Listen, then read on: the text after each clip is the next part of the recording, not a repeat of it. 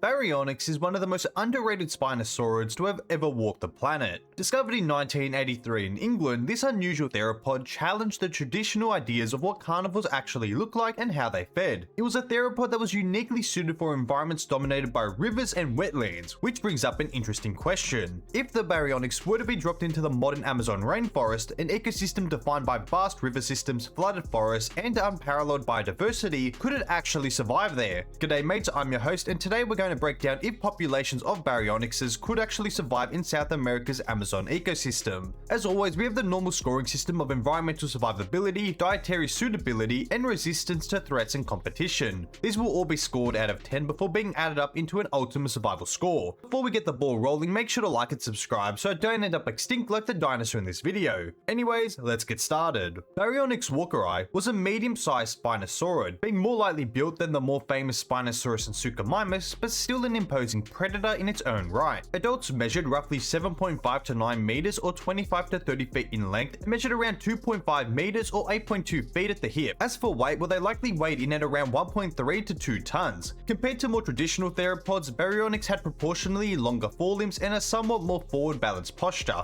It was powerful, sure, but definitely not bulky, being built more so for the aquatic scene rather than open plain pursuit. The skull of the Baryonyx was long, narrow, and of course crocodile-like. It was lined with straight conical teeth instead of the serrated blade-like teeth observed in most other theropods. These teeth were ideal for gripping slippery prey such as fish. These prevented escape rather than slicing the fish open. At the tip of the snout sat a slight rosette of enlarged teeth, improving its ability to snag prey in the water. Its bite force was moderate but effective for clamping and holding down rather than crushing. Studies place its bite force at around 1,382 newtons for its anterior bite and 3,416 newtons for its posterior bite. I would argue that Baryonyx's most defining feature was its enormous first claw, measuring 30 centimeters or 12 inches long when including the keratin sheath. It is no wonder that it is known as the heavy claw. Some argue that it was used as a fish hook from the water, pinning struggling animals or even assisting in dispatching medium-sized terrestrial prey. Unlike many theropods, Baryonyx retained strong functional arms that were clearly vital in its hunting strategy. When it comes to locomotion, I don't think it should be surprising that alike to many spinosaurids, Baryonyx is not thought to have been a high-speed pursuit predator. Instead, its build suggests moderate land speeds, but it would have excelled in environments near the water. Dense bone structures in spinosaurids suggest improved buoyancy control and stability in aquatic settings. While obviously not fully aquatic, Baryonyx was almost certainly comfortable in wading and swimming short distances and maneuvering along riverbanks and shallow wetlands. This is taken a step further by a 2022 study led by Matteo Fabri, which detailed that Baryonyx did actually have dense bones, which would have allowed it to dive.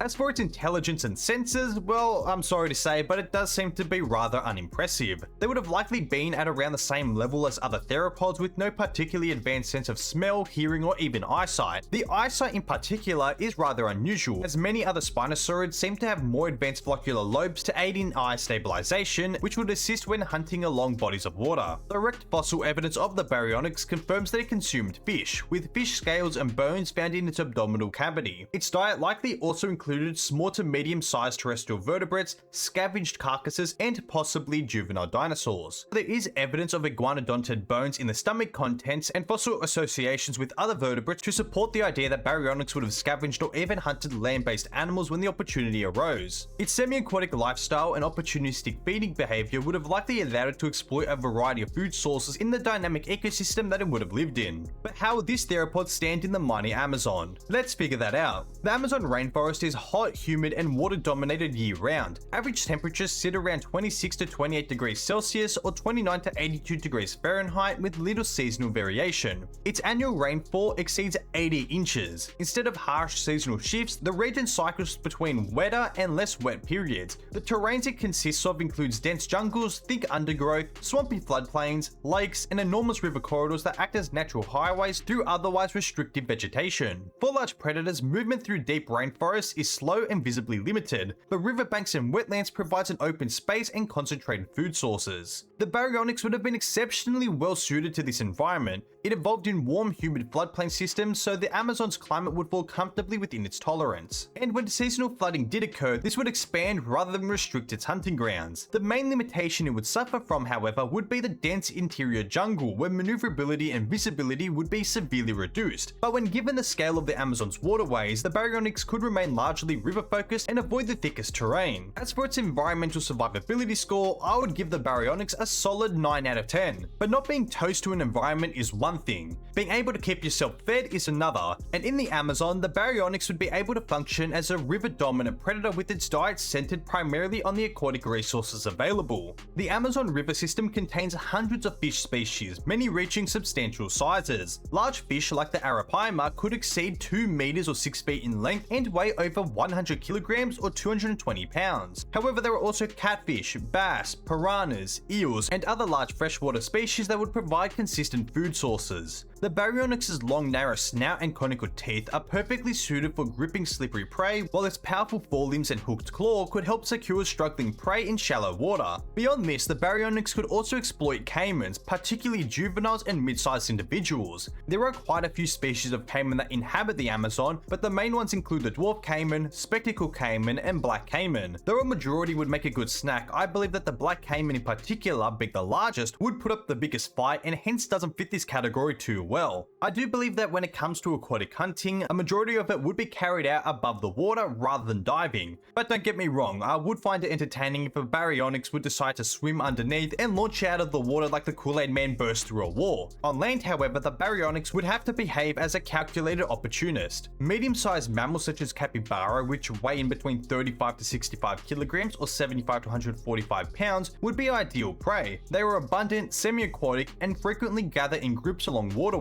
This would make them predictable and easy targets. A sudden rush from a shallow water or a short lunge from vegetation would be able to seize one before it could fully react. Peccaries would also fall within realistic prey range. Individuals caught near riverbanks crossing or getting a drink would be vulnerable to predation. Tapirs represent a higher calorie but less frequent opportunity. Adults are large and powerful but not large enough to protect themselves from this giant theropod. Their heavier weights get them to 320 or 710 pounds, which would make them an excellent meal for a hungry Baryonyx. Of course though, there are plenty of other species that are native to or invasive to the ecosystem that could end up as prey. This includes the water buffalo, manatee, river dolphins, and anteaters. When water were to rise, mammals, reptiles, and ground nesting birds would be forced onto shrinking patches of dry land or elevated terrain. In such times, Baryonyx could exploit stranded animals, ambush reptiles basking on exposed logs, or target ground-dwelling birds that are unable to immediately fly. In the Amazon, the Baryonyx would operate not necessarily as a sole piscivore but an opportunistic terrestrial predator. It would rely heavily on the fish biomass while supplementing with reptiles, mammals, and birds when needed. It would earn a dietary suitability score of 8 out of 10.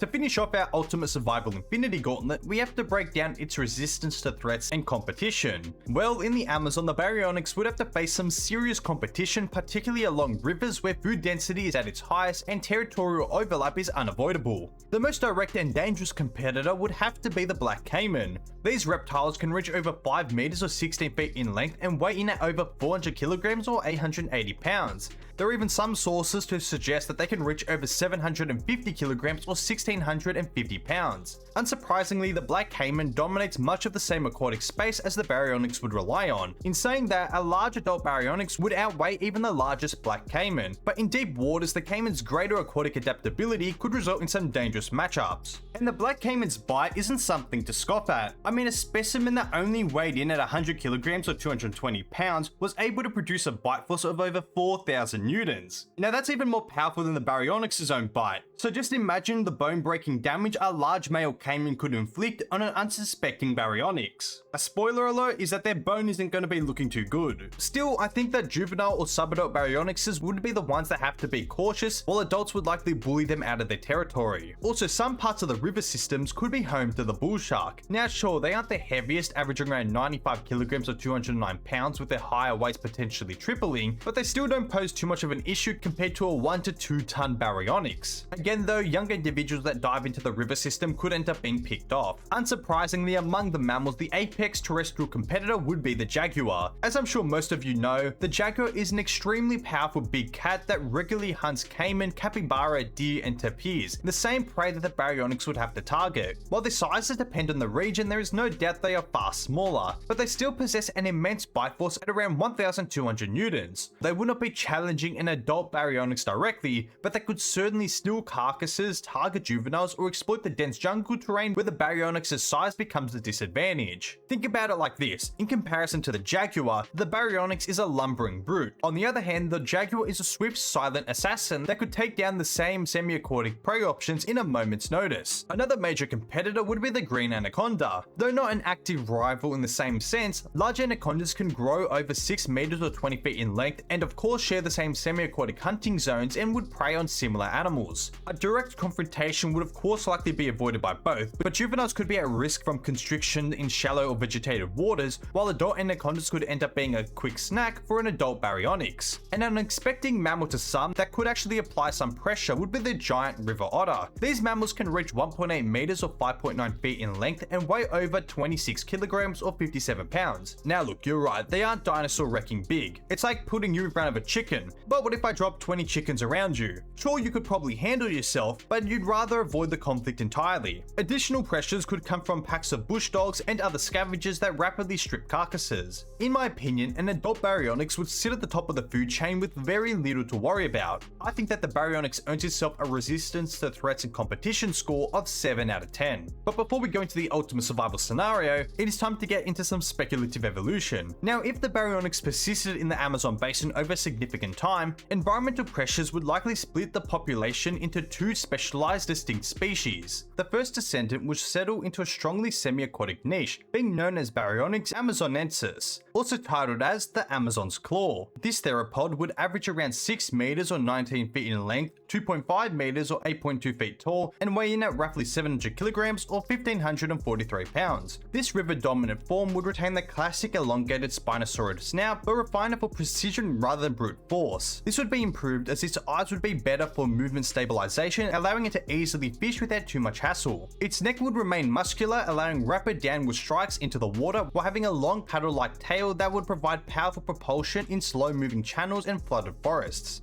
Ecologically, this form would specialize in hunting large fish that would also take advantage of the river dolphin and bull shark populations that would venture into this area, with it being opportunistic when capybara or deer would venture too close into its territory. Rather than roaming vast territories, it would patrol river systems and lakes, behaving more so like a giant territorial crocodilian. It would be a dominant aquatic mesopredator that controls access to key waterways. Depending on how large the water system is at the time, they will congregate in groups of 4 to 5. The second lineage would remain to appear more so like the classic Baryonyx, but it would have some unique twists to it. This would be known as Baryonyx silvaticus, also being titled as the forest lizard. This carnivore would shrink further down to 4 meters or 13 feet in length, 2.7 meters or 8.8 feet tall, and approximately 450 kilograms or 992 pounds. This forest edge hunter would develop longer legs relative to its body size, improving maneuverability on firm ground. Its snout would shorten slightly and its teeth would show more pronounced serrations, being better suited for slicing mammalian flesh rather than exclusively gripping fish. Also being in the waterway less, it would now even develop lips. Its arms would remain strong and clawed, assisting more so when fishing, but would be less useful for hunting larger prey as it would now mainly rely on its jaws. This descendant would function as a powerful ambush predator along riverbanks and vegetation.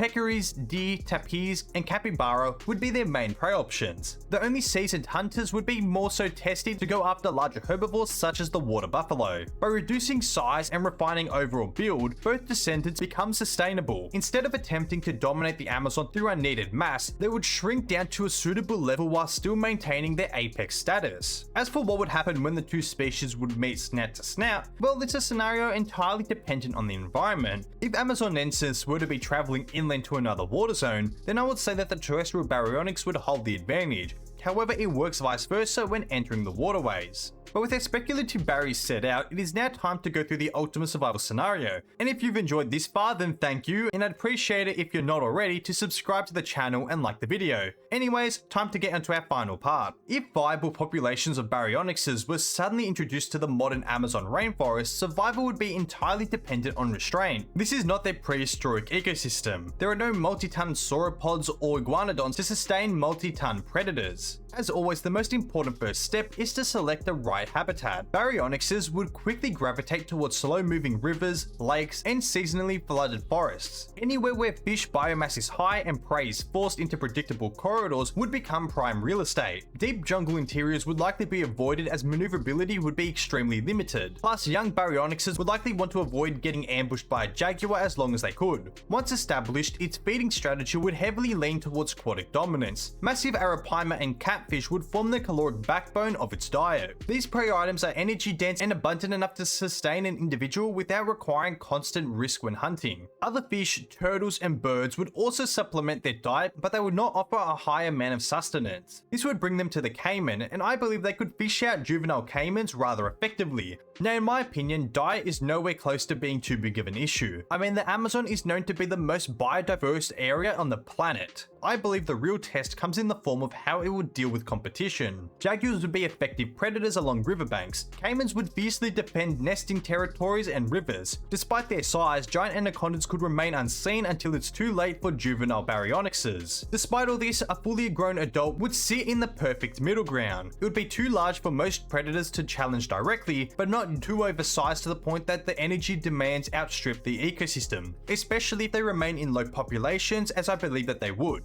I think that even large adult caimans would only really take a bite out of a baryonyx out of unknowing instinct. Once it realizes the caliber of animal would be up against, they would take their leave and flee. Of course though, the threat to young individuals would be immense, and that's where they would face their greatest losses. Even before they hatch out of their eggs, lizards and snakes are having a go at them. Hatchlings and juveniles would be vulnerable to pretty much every single predator that roam the lands and waters. Survival to adulthood require caution and strong nesting strategies, likely on elevated sandbars or isolated floodplain ridges. Even with all of these issues that this theropod would have to face, the baryonyx could and would become the apex predator of the Amazon. Not necessarily an overwhelming 8-ton super predator, but something that is large enough to cement itself comfortably at the top. Heavier river channel specialists would dominate deeper waters, functioning almost like oversized herons crossed with crocodiles. They would be patient, territorial, and explosive only when necessary. Smaller terrestrial specialists would patrol forest margins, capitalizing on bottlenecks and acting as an ambush predator. So with the ultimate survival scenario over, the baryonyx earns itself an ultimate survival score of 24 out of 30. And with that, we've reached the end of the video, and I hope you've all enjoyed. Anyways, as always, make sure to like the video, subscribe to the channel, and comment down what you'd like to see next. I'll catch you all in the next video. See ya, mates.